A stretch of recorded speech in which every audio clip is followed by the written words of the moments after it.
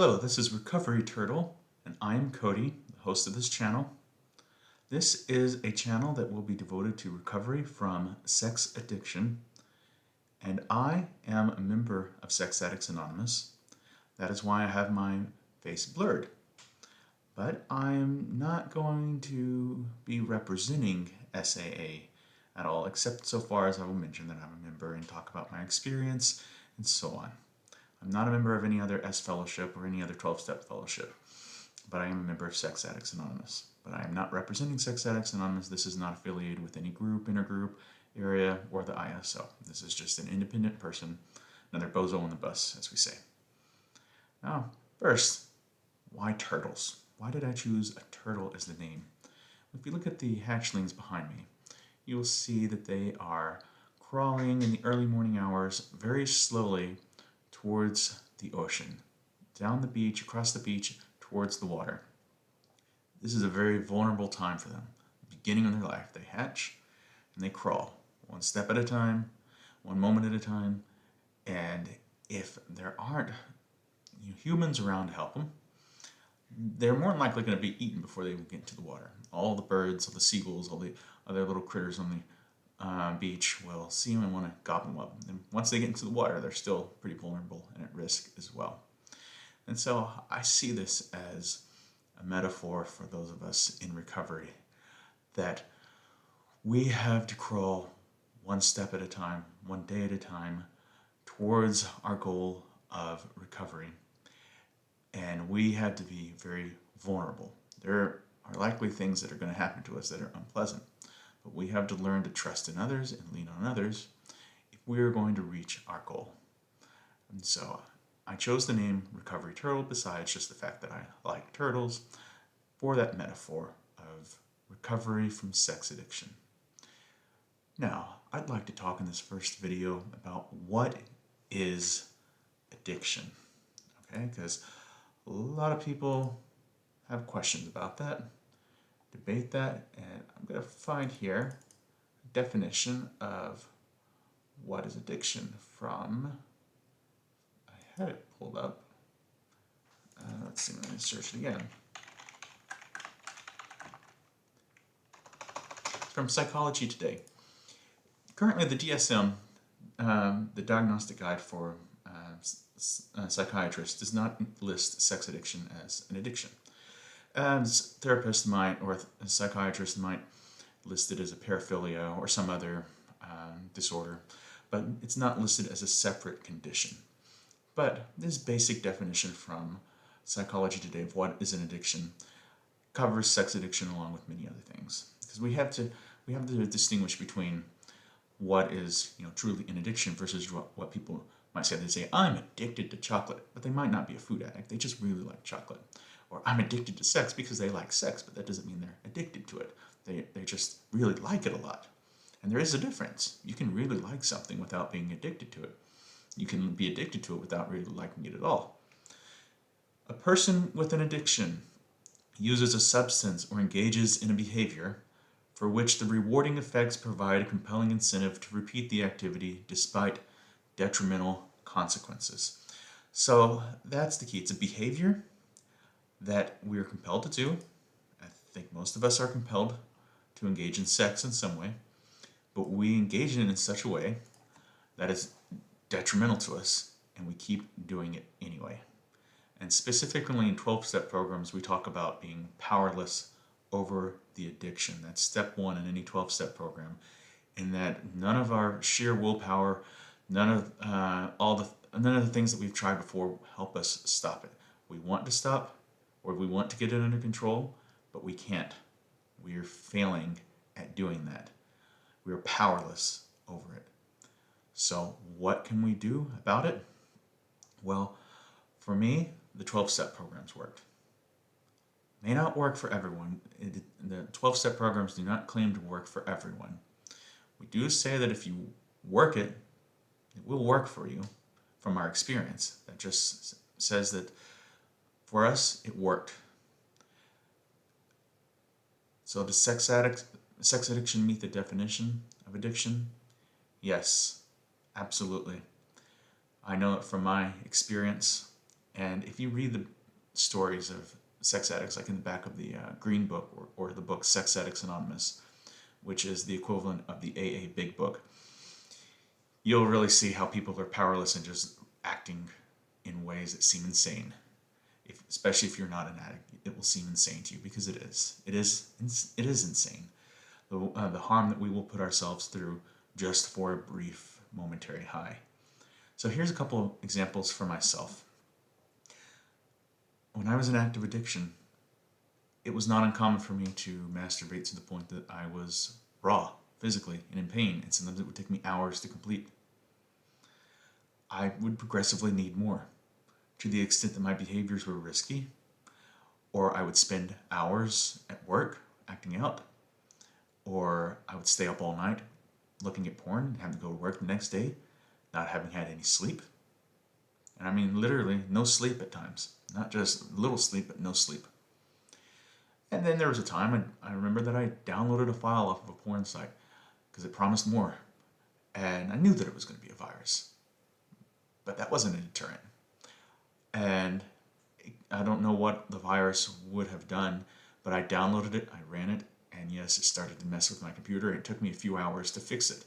And I'm pretty sure I got it all fixed, but I don't know what it would have done other than just screw around with my computer. I don't know if it would have monitored credit card numbers or anything on sites like that. If it was just a spy virus or just the type that just wants to cause havoc.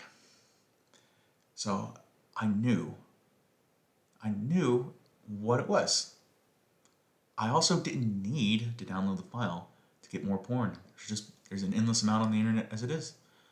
So why did I run it when I knew what it was going to be? It's the insanity of this sex addiction. I thought, oh, this is really going to be good, because if it's real, it's going to be real good. It's going to be worth it. Please, you can't tell me right now, but I'm rolling my eyes at myself. So the solution for me, as I mentioned before, is the 12 steps of Sex Addicts Anonymous. That was and is my solution. And I first started it in 2012 and didn't really take it seriously until 2016, when my life really got out of control. It took 4 years for me to take it seriously, for me to find my bottom, as we say. And so that was Memorial Day of 2016 that I count as my sobriety date, is when I last acted out. And so if you're doing the math now, that's about 7.5 years. So the steps were my solution, broadly speaking. But the thing about the steps, of course, is that there's lots of different ways to work the steps. There's some basic principles of working them, but each way is going to be different because if you work the steps, you work with the sponsor. And your sponsor is going to give advice from his or her experience, and they are going to give advice based on you. And so the program is going to be very individualized. It's going to be the same in some sense, but it's also going to be individualized. And SAA takes a very individualized stance when it comes to what sobriety is. Other S programs define what abstinence and sobriety is. So Sexaholics Anonymous says that any sex outside of a heterosexual marriage is a violation of sobriety. Well, and I might be mischaracterizing that, and so someone might say that I'm mischaracterizing it. But the point is I'm sure it works for people in SA, but it's not going to work for everyone. SAA, however, that extra A is because it's Sex Addicts Anonymous, not Sexaholics Anonymous. SAA says each member can define their own sobriety. So if masturbation is a problem for me because I do it to the point where I'm hurting myself, then I would put it in what's called my inner circle. If it is not a problem, why would I need to put it in there? If the behavior is perfectly fine and healthy for me, why should someone tell me that I can't engage in it? That's a good question, right? Well, that's the philosophy of SAA. We define what our sobriety is based off of the behaviors that are problematic for us. And we do that using a tool called the 3 circles. which I can talk about another time, but just in general, we draw 3 concentric circles. In the innermost circle, are all the behaviors that are a problem, the ones that we are resolving to avoid. In the outer circle are all the good behaviors, the healthy ones. And in the middle circle are all the ones that maybe we're not sure about, or all the things that are part of our ritual that lead us to act out in the inner circle. So for instance, if my inner circle is going to visit prostitutes, my middle circle could include cruising around in those parts of the neighborhood where I know there are prostitutes. The outer circle might be staying in a different part of the neighborhood, doing these activities instead.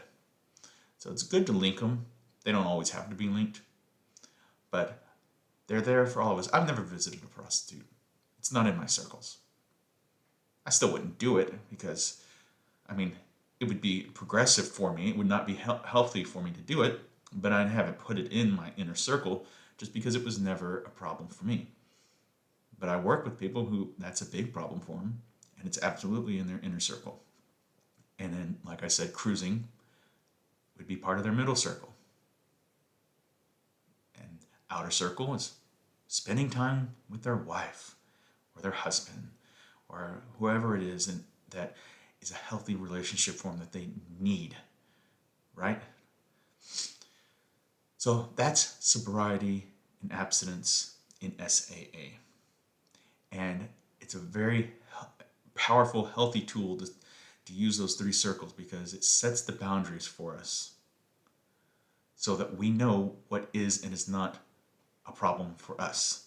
It's not somebody telling us what is and is not a problem.